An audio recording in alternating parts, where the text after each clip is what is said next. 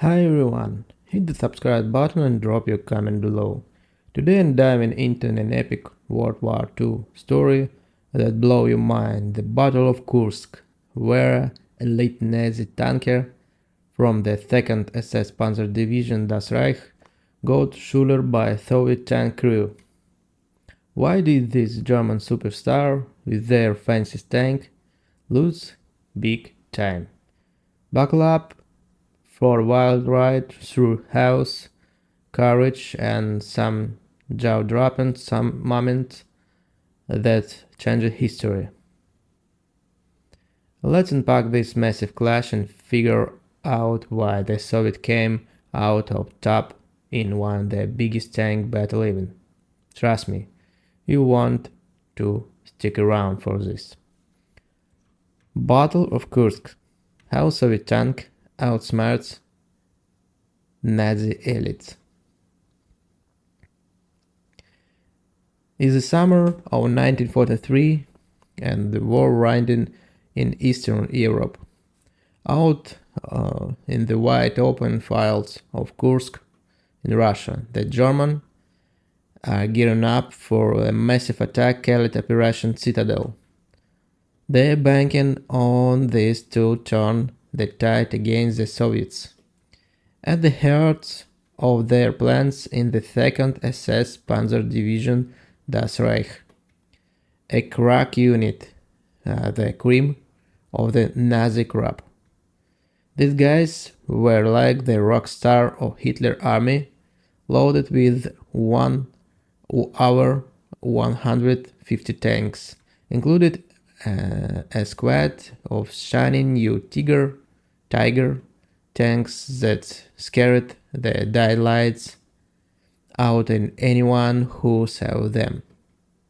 Hitler even promised them a badge of cutting-edge Panzer tank, but here the kicker: those didn't show up until October, long after the battle was over. So with all this firepower, you think that's right? What steamroll the Soviets, right? Nope.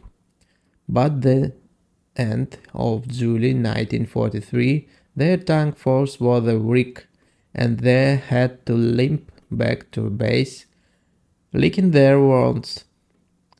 The German tanker was standing asking themselves, how the heck did we lose?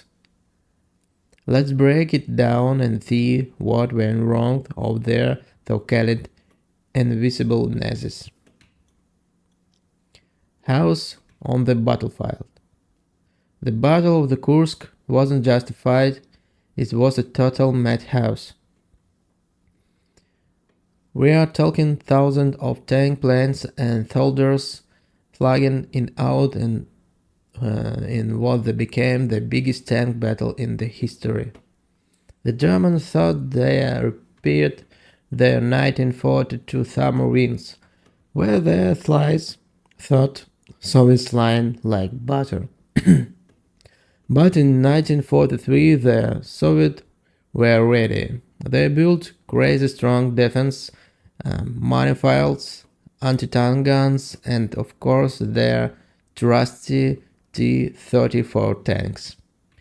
One German tanker, Martin Steger, wrote about a day when they were breaking for the Soviets. They figures the Soviet tank will show up in about 1 hour, but instead of neat, orderly battle like the Germans were used to, it was pure chaos. The Soviets didn't play by their own rules. They charged in, getting up close and personal, fighting tank to tank, in what felt like a battle brawl. The Germans thought the heavy Tiger and tight coordination would give them the edge, but the Soviets turned the table.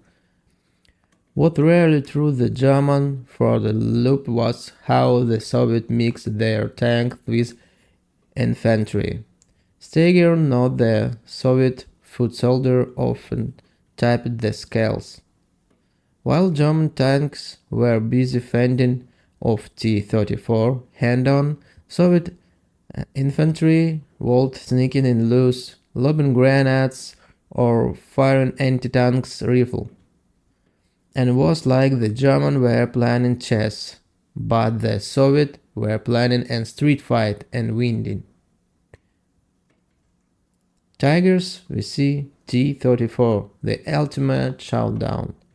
One story from the Das Reich radio operator, his name's Horst Letzner, gives your front row seat of the insanity. They described a moment when a Soviet T-34 crept up to their Tiger tank, getting within 50 yards, practically close enough to spin up. The T-34 came from behind where the Tiger armor was weakest. The German managed to take it out, but here they think winning little fight like that didn't matter. The Soviet kept coming and the German kept retreating. Letzner admitted the Soviet tankers were there fearless, even if their tanks were that fancy.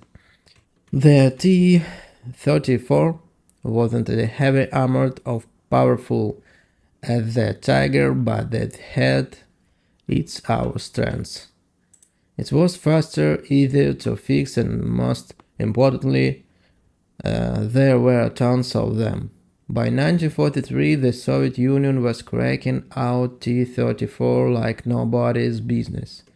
Historians estimate they had over 50,000 T-34 by the start of Kursk, while the Germans had only a few hundred Tiger and Panther. It was like David and Goliath, except David has a whole army and flying shots. To really get why Das Reich got crushed, we need to talk about the bigger picture, economics. By 1943, Germany was in deep trouble. According to the historian Adam Tooze in his books The Wages of Destruction, the Nazi war machine was a stretching thing. Building a single Tiger tank cost about 250,000 Reichsmark. It's $1 million today. Meanwhile, the Soviet could churn out the 34s for the fraction of that. It was the quality we see quantity, and a quantity worth winning.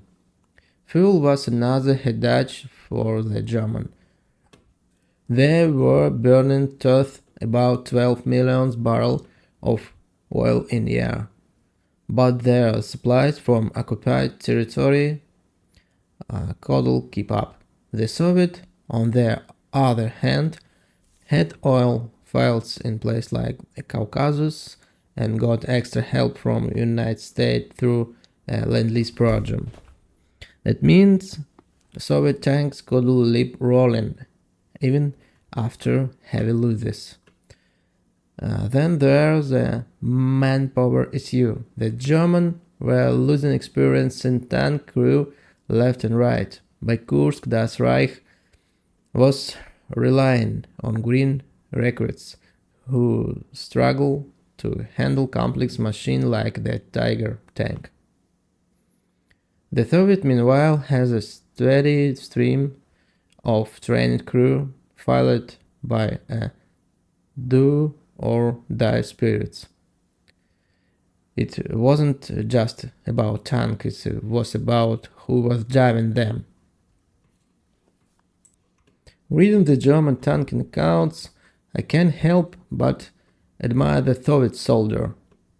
They didn't have the best gear, but they had heart. They fought like they had nothing to lose, using every trick in the book outsmart the Nazis.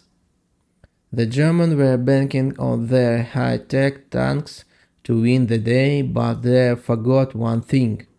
Wars aren't just won with machine. It's about people, their courage, their smarts, and their refuse to give up. The Soviets at Kursk were like an underdog sport team that nobody beat won. They studied their opponents, adapted their fly and plan as a unit. That's what made the difference. It's reminded that no matter how thick the odds seems, determination, the teamwork can turn things around. The Battle Kursk isn't just a dusty history lesson. It got real takeaways for us in 2025. Were you taking a tour's job, sharing a big goal, or just trying to get through a rough patch? Kursk showed that the grit and adaptability can beat even the toughest challenge. The Soviets didn't win because they had better tanks.